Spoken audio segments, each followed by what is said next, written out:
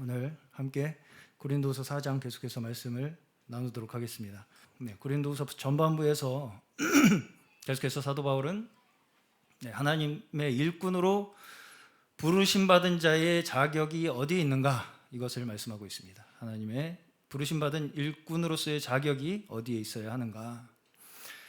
지금 고린도 교회에는 사도 바울이 진짜 사도냐, 또 하나님의 일꾼이 정말 맞느냐 하는 것을 가지고 바울의 자격에 대해서뿐 아니라 사도 바울이 전한 복음에까지 그 위협을 받고 있는 상황이었습니다.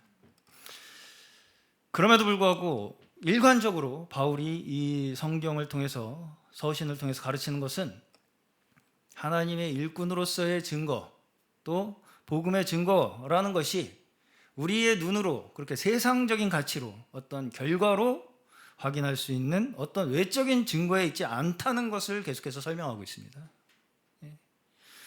이 부분이 바로 우리가 신앙생활을 하면서 매우 걸리기 쉬운 시험입니다. 왜냐하면 하나님의 일하시는 방법은 우리가 기대하는 방법과는 완전히 정반대로 역사하시기 때문입니다.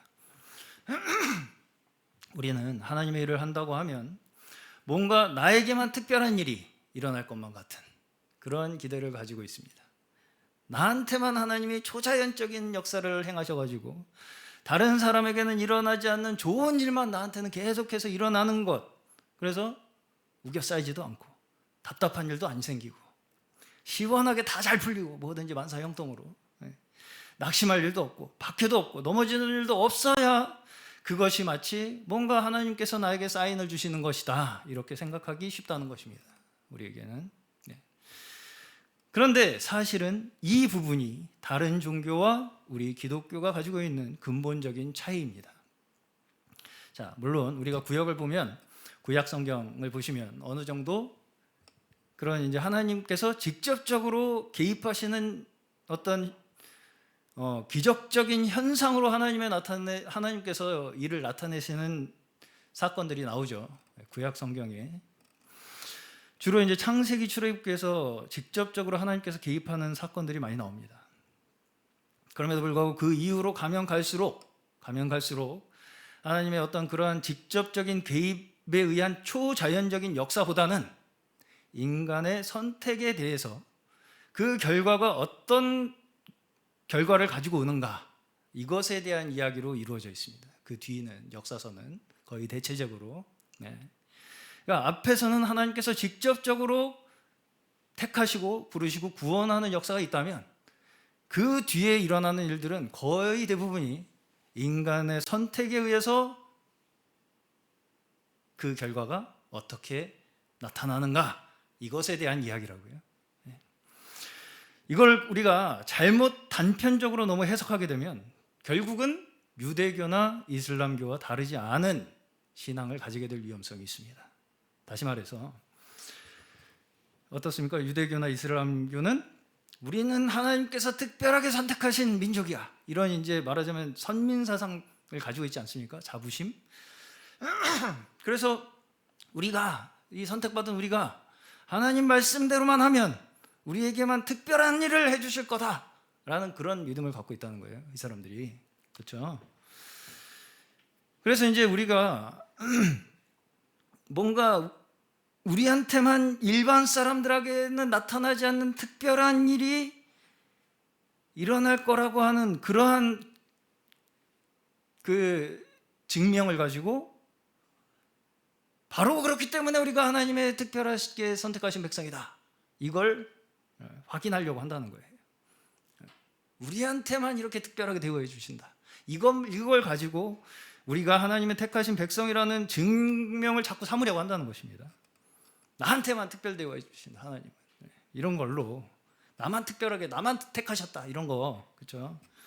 이 말이 얼핏 일리 있게 들리실지 모르겠지만 다른 종교와 사실상 다르지 않은 원칙을 가지고 있다는 것입니다. 이것이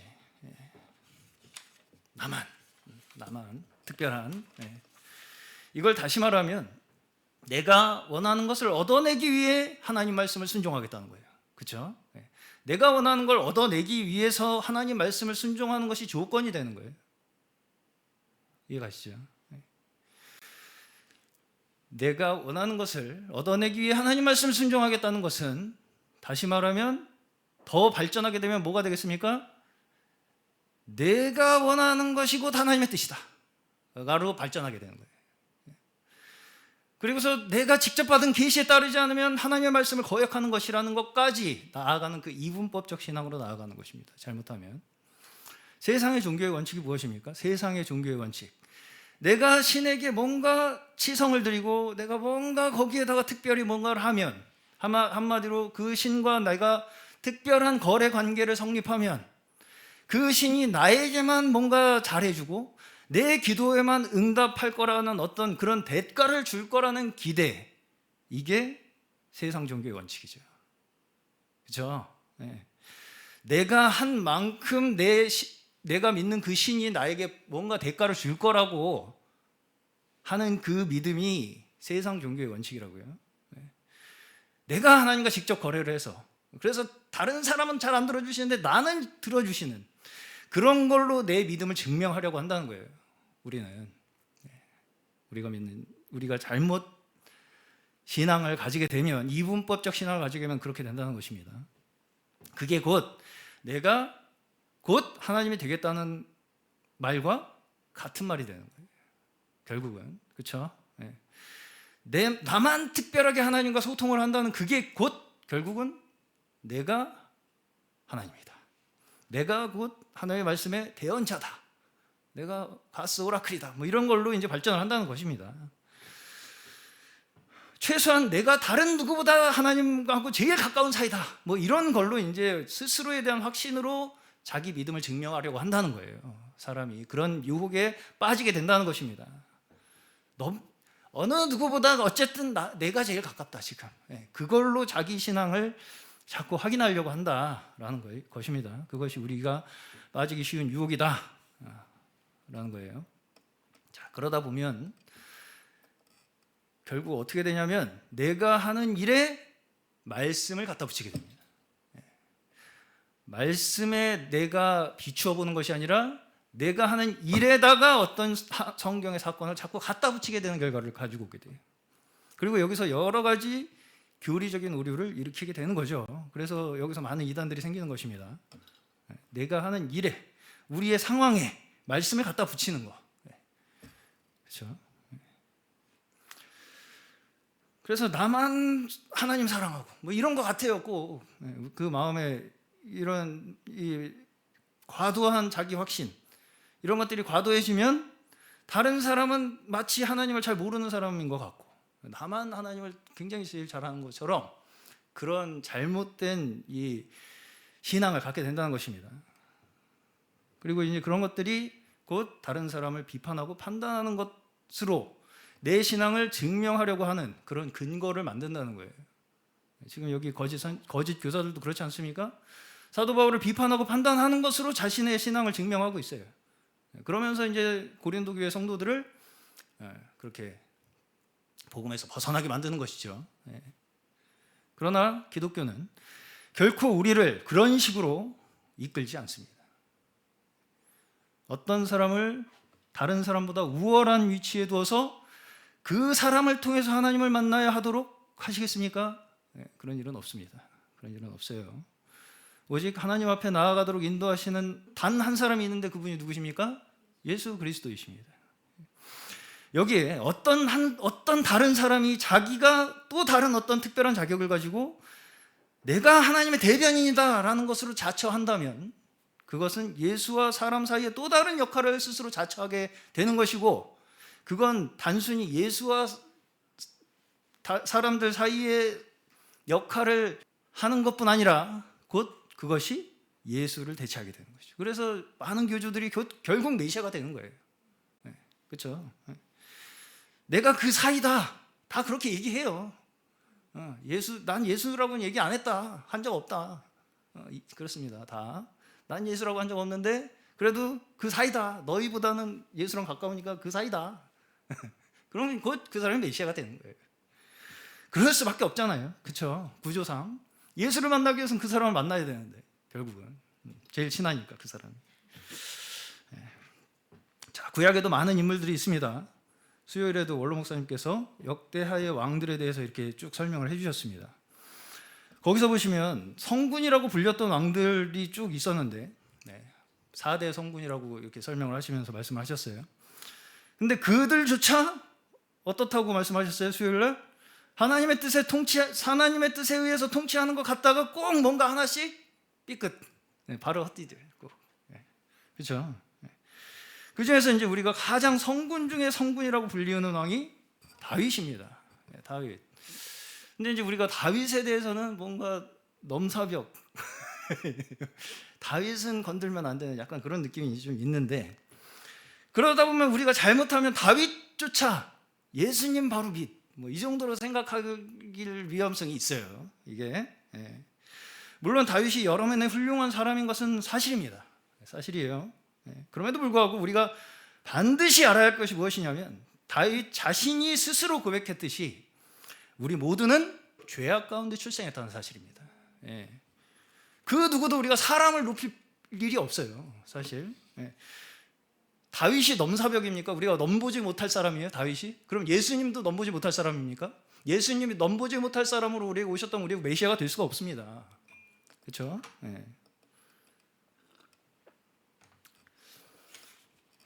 자, 구약에서 이야기하는 것은 사실상 결과적으로 모든 사람들, 모든 스토리들, 모든 인물들이 우리에게 이야기하는 것이 무엇이겠습니까?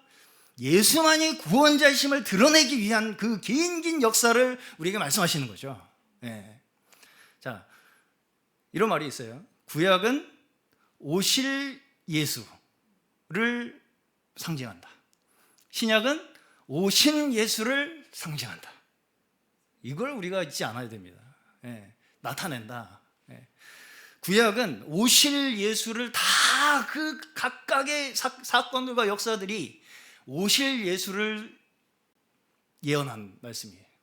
그러면 신약은 오신 예수를 나타내는 말씀이라고요. 그 핵심에는 예수가 있는 것이 각각의 무슨 따로 누구를 또 우리가 따라야 되는 그런 인물들이 있는 게 아니에요. 그 모든 인물들이, 심지어 다윗도, 저와, 이렇게 말하면 교만하게 들리실지 모르겠지만, 다윗을 그 시대에 사용하셨다면 지금 시대에는 저를 사용하고 계신 거예요. 그게 우리의 믿음이 되어야 됩니다. 우리 다 각각이 하나님께서, 이 시대에 하나님께서 그 시대에 다윗을 쓰셨듯이 우리를 쓰신다는 믿음이 있어야 되는 거예요. 그게 뭔가 우리가 넘보지 못할 어떤 인물이 있어가지고 그 사람에 우리가 도달하기 위해서 막 노력해야 되고 그 조건을 충족해야 하나님께서 우리를 쓰신다. 이거는 조건이죠. 믿음이 아니라. 그렇죠? 그 역사의 우여곡절 속에서 얼마나 하나님의 말씀이 한치의 틀어먹짐 없이, 오차 없이 역사 속에서 그대로 이루어지고 있는가를 그 모든 인물들의 역사 속에서 우리에게 증거하시는 거예요.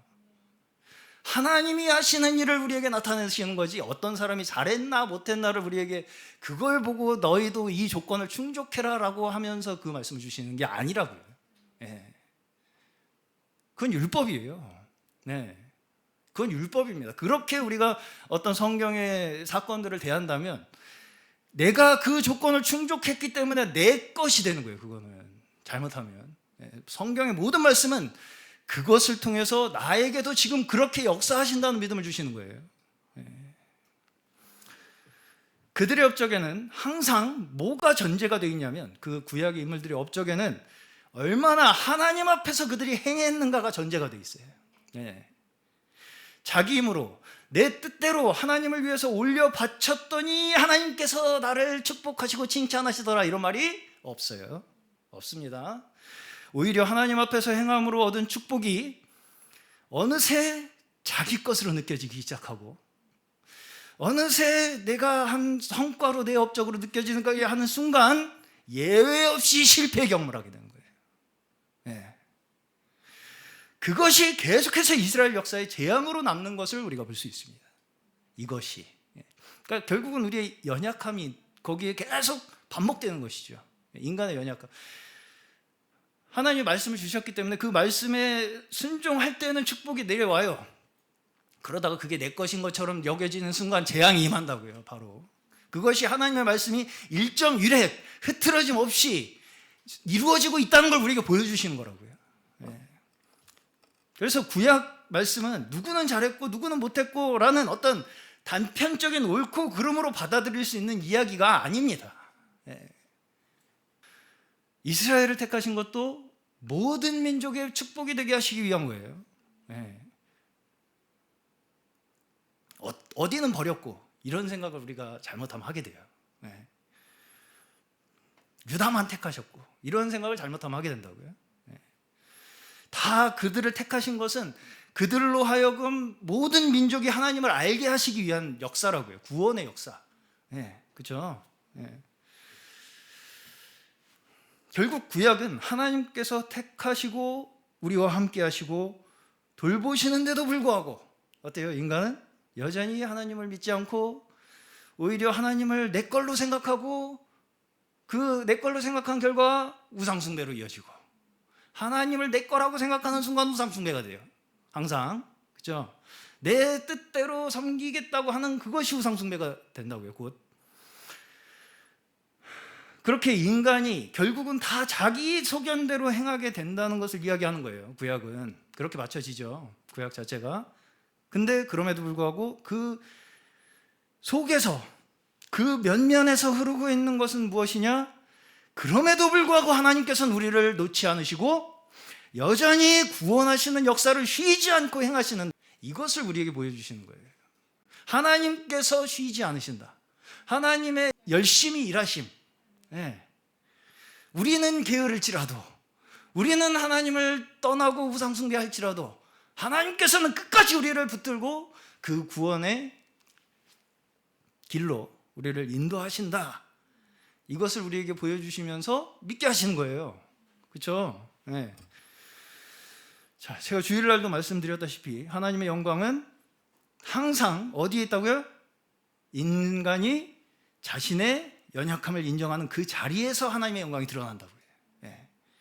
우리의 연약함을 인정하는 그 자리에서부터 하나님의 영광이 드러난다는 것입니다. 자, 그럼에도 불구하고 유대인들은 여전히 어때요? 다윗과 같은 인물을 자기들의 민족적 영웅으로 우상시하면서 민족 우월주의적 정체성으로 삼죠. 우리는 이렇게 대단한 선조를 가지고 왕을 가지고 있다. 자, 그러면 이제 신약의 교회가 그 정체성을 이어받았습니까? 유대 이스라엘 민족적 정체성을 교회가 이어받았어요. 그러면 다윗과 같은 사람이 또 나타나면 교회가 세워집니까? 자, 신약의 다윗은 누구십니까? 예수예요. 그렇죠? 다윗으로 예표된 신약의 진정한 왕이신 메시아는 누구라고요? 예수 그리스도시잖아요. 그렇죠? 맞죠? 구약은 다시 오실 예수님. 그렇죠? 신약은 오신 예수님. 모두가 다 예수님을 나타내기 위해서 쓰여진 말씀이에요. 성경이. 그렇죠? 이걸 우리가 절대 잊어서는 안 됩니다.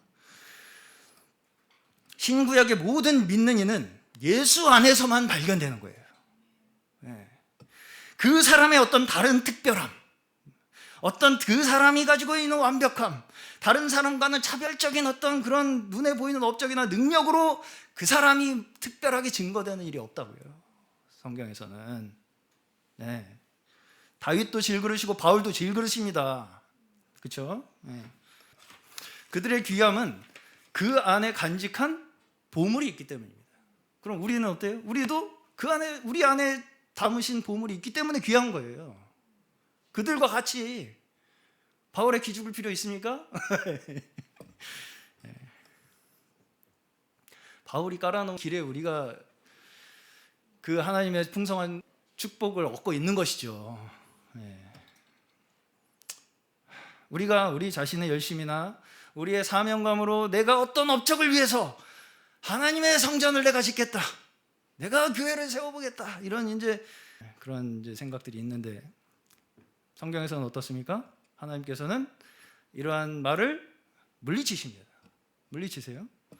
다윗이 스스로 하나님의 성전을 짓겠다고 할 때 역대상 17장 4절에서 6절 보시면 하나님께서 선지자 나단을 통해서 다윗에게 뭐라고 말씀하시냐면 네가 내 집을 지을 수 없다고 말씀합니다.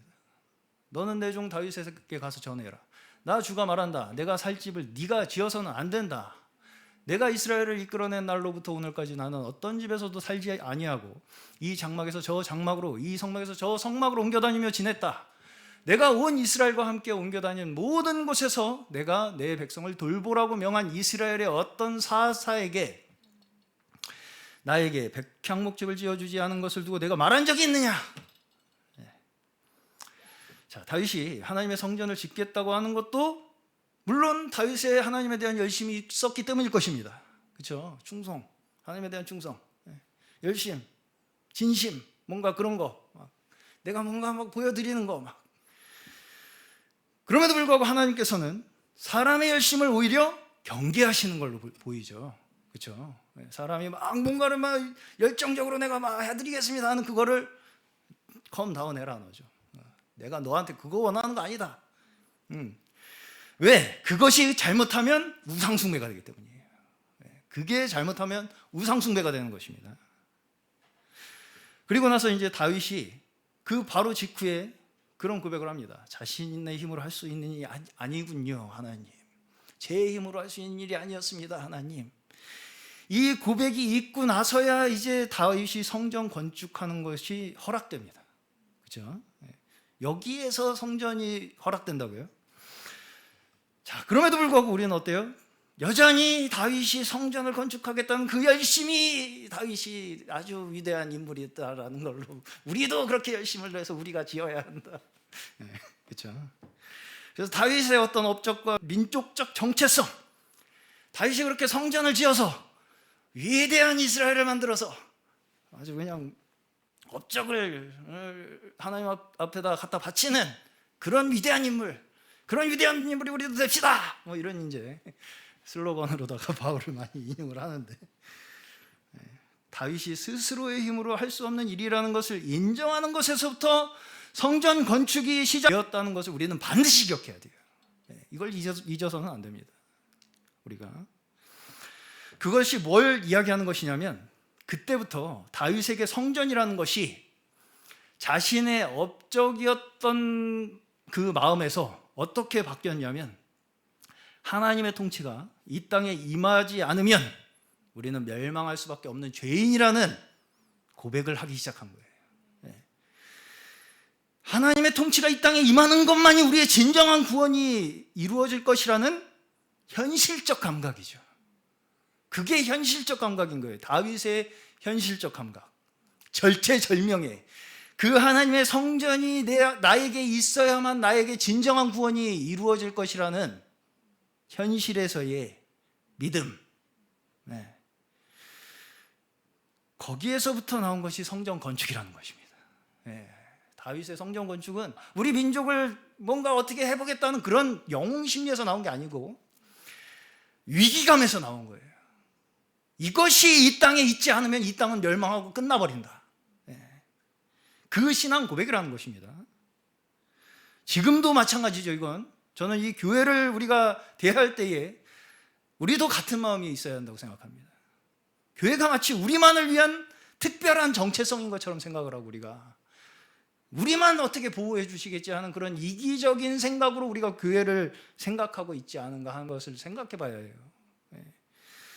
그래서 우리가 어떤 업적을 이루는 거, 우리 교회가 뭔가 대단한 일을 하는 거, 그것이 하나님의 뜻을 이루는 것이라고 생각하는 경우를 우리는 종종 보게 됩니다. 그러나 사실은 어때요? 교회를 내가 위하는 것이 아니고요, 교회가 나를 위해 있는 것입니다. 내가 교회를 위해서 뭔가를 할 수 있는 게 아니고요, 교회가 나를 위해서 주어진 거라고요. 그 누구든지요. 그렇죠? 우리가 이 부분을 절대로 잊어서는 안 된다고 생각합니다. 저는. 순서가 바뀌어요, 자꾸. 이 교회가 누구 거냐? 그런 이제 쓰잘데기 없는 질문을 하죠. 그잖아요, 사람들이. 하나님께서 우리를 위해서 그리스도를 통해서 마련하신 것이 교회죠. 우리가 하나님을 위해서 만들어드리는 것이 교회가 아니에요. 그렇죠? 교회는 하나님께서 우리를 구원하시기 위해서 그리스도를 보내셔서 그 그리스도의 연장선상에서 계속해서 그 구원 역사를 이루시기 위해서 마련하신 처소라고 해요. 우리의, 그렇죠?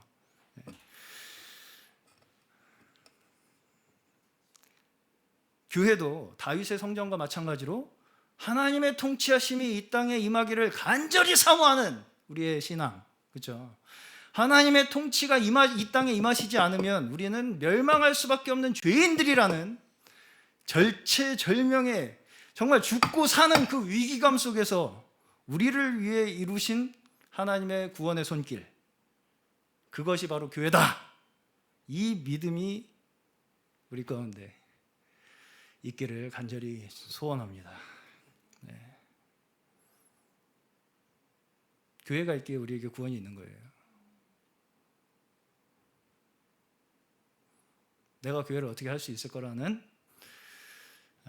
그런 오해가 너무나 많은 것이 이 시대의 교회를 착각하고 있는 그런 생각들이라고 느껴집니다. 주님께서는 베드로의 신앙 고백, 주는 그리스도시요 살아계신 하나님의 아들이십니다 라는 그 베드로의 고백 위에 교회를 세우시겠다고 말씀하시죠. 네. 네. 하나님께서 복음을 증거하시는 그 방법 자체가 우리의 어떤 업적이나 우리의 어떤 완전함, 심지어 우리가 어떻게 막 도덕적으로 윤리적으로 막 잘 해가지고 뭔가를 만들어 드리는 걸 가지고 사용하시지 않는다는 걸 말씀하시는 거예요. 네. 내가 뭔가 막 완벽하게 뭔가를 갖춰서 조건을, 네. 하나님의 일꾼은 자신이 다른 사람보다 특별하고 남다르고 형통하고 우월하다고 해서 그래서 하나님의 일꾼이 된 것이라고 생각하면 안 된다고요. 네. 하나님께서 모두에게 똑같이 공평하게 내리신 그 은혜와 긍휼, 그렇죠? 그 하나님의 은혜로 말미암아 지금 나도 쓰임 받고 있고 하나님 앞에 단지 나는 먼저 긍휼을 입었을 뿐인 거예요. 그리고 그래서 저에게 긍휼을 왜 주셨습니까? 다른 사람에게 그 하나님의 긍휼과 자비를 전할 수 있는 축복을 주시기 위해서. 먼저 주신 거죠. 그냥 우리한테 먼저 주셨다는 거예요. 먼저 주셨다는 건 나만 주는 건 아니잖아요. 계속 주실 거라는 건 하나님이 하시는 일이에요. 네. 그렇기 때문에 그것이 내가 깨우친 거, 내가 남보다 잘나거나 앞서서가 아니라 이미 저들에게도 허락하신 하나님의 은혜, 그렇죠? 이미 그들에게 허락하신 하나님의 은혜, 그 구원의 은혜를 그저 나는 먼저 입었을 뿐이라는 그 믿음이 우리 질그릇이 가져야 할 믿음입니다. 네. 먼저 받았을 뿐이라고요. 나만 받은 게 아니고. 네. 빌립보서 4장 13절 보시면 바울의 신앙적 선언이 나옵니다. 유명한 우리 그리스도인들이 매우 격려를 받는 한 구절이 있어요. 내가 능력 주시는 자 안에서 내가 모든 것을 할 수 있느니라. 아멘. 나에게 능력 주시는 분 안에서 나는 모든 것을 할 수 있습니다. 근데 우리가 이 말씀을 잘못 이해하면 하나님께서 내 편을 들어가지고 나한테만 뭔가 특별한 능력을 주셔가지고 내가 원하면 뭐든지 할 수 있다 나는 뭐 이런 식으로 이제 잘못 받아들이게 돼요. 그런 뜻이 아니겠죠, 당연히. 네. 내가 원하면 뭐든지 하나님이 다 들어주셔 이런 뜻이 아니라는 거예요. 이게 네.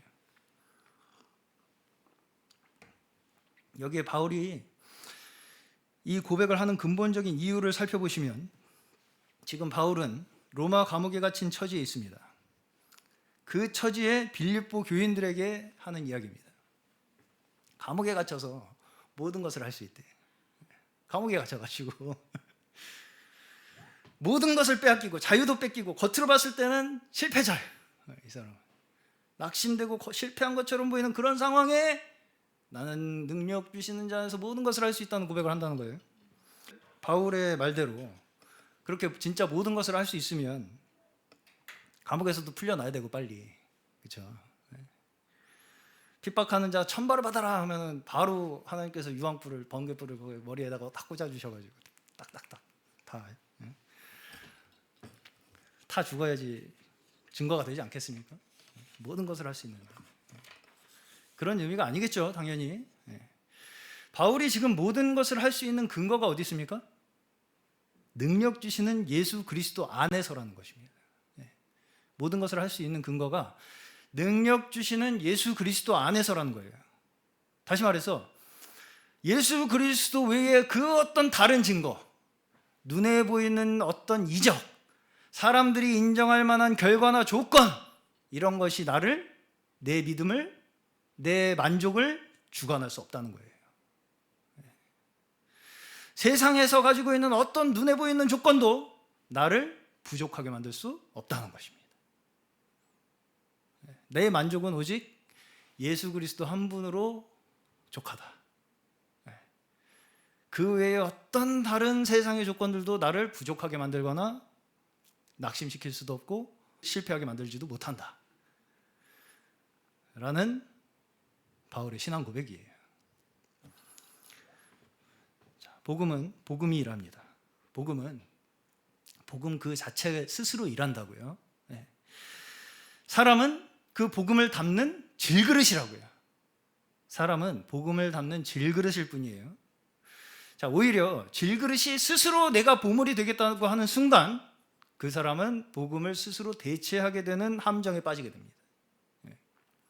내 스스로 내가 보물이 되겠다고 하는 순간 그 사람은 스스로 복음을 내가 스스로 대체하겠다고 하는 함정에 빠지게 된다고요.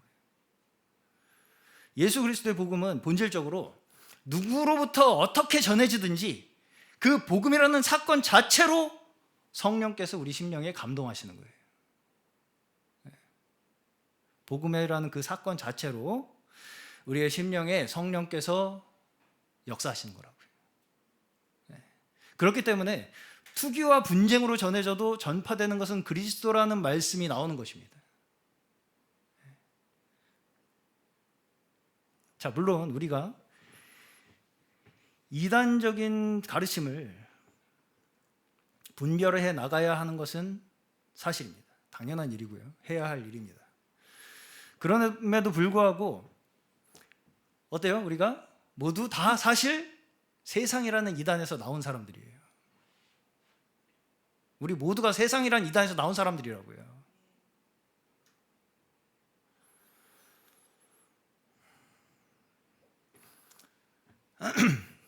심지어 저는 그렇게 생각합니다.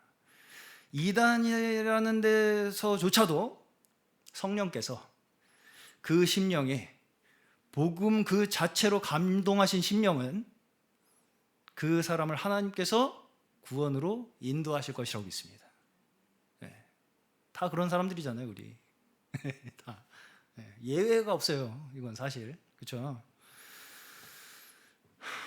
우리의 기도는 그러한 기도가 되어야 할 줄로 믿습니다. 그 모든 속임당하는 심령 속에서도 하나님께서는 그 그리스도의 복음의 능력으로 그 택하신 심령의 성령의 감동하심으로 끝까지 하나님께서 구원의 손길을 놓지 않으시고 행하실 것이다 라는 그 믿음에 의한 우리의 기도, 이것이 우리가 해야 할 기도인 줄로 믿습니다. 그렇기 때문에 10절에서 우리에게 예수의 생명이 나타나기 위한 조건이 뭐라고 말씀하십니까? 10절에서 예수의 생명이 나타나기 위한 조건, 예수의 죽음을 우리 몸에 짊어지는 것이다 라는 것이죠. 생명이 우리 몸에 나타나기 위해서는 우리가 예수의 죽음을 우리 몸에 짊어지는 것이다. 다시 말해서 우리는 질그릇으로서 우리의 부족함, 우리의 미련함, 우리의 무지, 우리 완악함이 십자가에서 드러나야만 그 자리에서 예수의 생명이 나타난다는 것입니다. 그제서야 나타난다는 거예요. 사역자가 잘나고 똑똑해서 그 사역자를 사용하시는 게 아니라는 거예요. 한마디로. 우리 자신에게는 뭐만 역사한다고요? 우리 자신에게는 뭐만 역사한다고 얘기합니까? 12절 마지막, 오늘 본문 마지막에 죽음만이 역사한대요. 우리에게는. 네. 우리 자신에게는 죽음만이 역사한다. 그러면 그것을 통해서 어떻게 되신다고요? 우리를 통해 생명이 역사하신대요. 네. 우리에게는 죽음만이 역사하고 우리에게 역사하는 죽음을 통해서야만 생명이 역사하신대요. 다른 사람들에게. 그건 우리는 죽음만밖에 못 느껴요. 생명은 다른 사람에게 역사하잖아요. 자, 우리의 믿음의 관건, 우리가 믿음의 경주를 끝까지 달려서 우리의 상급을 얻을 수 있는 그 관건은 어디에 있느냐? 우리의 이 자세를 끝까지 지켜내는가에 있는 것입니다. 죽음의 길을 끝까지 지켜내는가? 끝까지 내가 아닌 그리스도만을 의지하고 십자가를 통해서 나타내신 하나님의 영광만을 바라보고, 그렇죠? 미랄로서 철저하게 이 땅에 심겨지는 삶으로만이 우리는 우리의 삶의 상급을 쌓는 일이 되는 것이고요. 그것이 곧 우리의 자랑이 되는 것입니다. 내가 뭘 잘해서 자랑이 되는 게 아니라 내가 얼마나 심겨지고 죽느냐가 내 자랑이 된다는 것이죠. 오늘 저희 모두가 오직 이 땅에서 우리의 눈에 확인하고 우리의 업적으로 증명하는 자랑이 아니라 주님 앞에서의 자랑이 되고 하나님의 오직 영광된 교회가 되시기를 주의 이름으로 간절히 축원합니다.